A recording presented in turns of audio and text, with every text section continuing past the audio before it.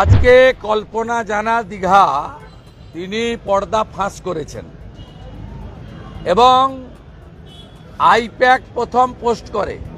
এটাই চিটিংবাজ আইপ্যাক আর প্রতীক জৈন আরেকটা চিটিংবাজ, তাদের কারবার।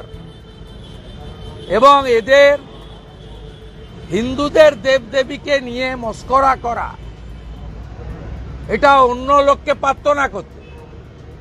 অন্য ধর্ম সম্প্রদায়ের সাহস নেই করার, তারা বুঝিয়ে দিত।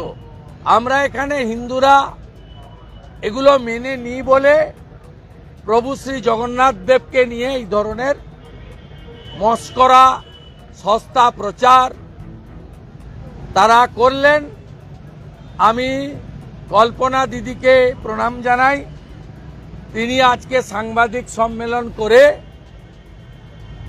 এই তৃণমূলের আইপ্যাক, ফ্যাম, বাংলার গর্ব মমতা, তৃণমূলের চোর, চিটিংবাজ, চামচা, বেলচা, বালিচোর, চাকরি চোর, কয়লা চোর, গরু চোর, এই চিটিংবাজগুলো যে গতকাল সন্ধ্যা থেকে আজকে সকাল অবধি তাদের ফেসবুকে, তাদের হোয়াটসঅ্যাপ গ্রুপে দিচ্ছিলেন, একটা ভালো চপ্পলের জুতো ওদের গালে লাগিয়ে দিয়েছেন কল্পনা জানা।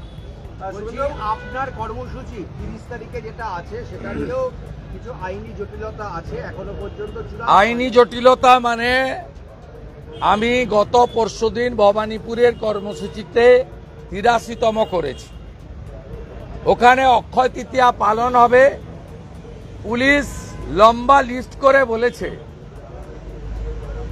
যে রানীমা দীঘায় আসবেন, তাই আমরা কোন রকম পারমিশন দিতে পারবো না।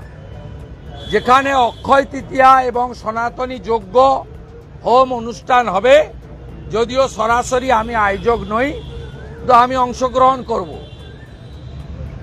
সেখান থেকে 32 কিলোমিটার দূরে দীঘা।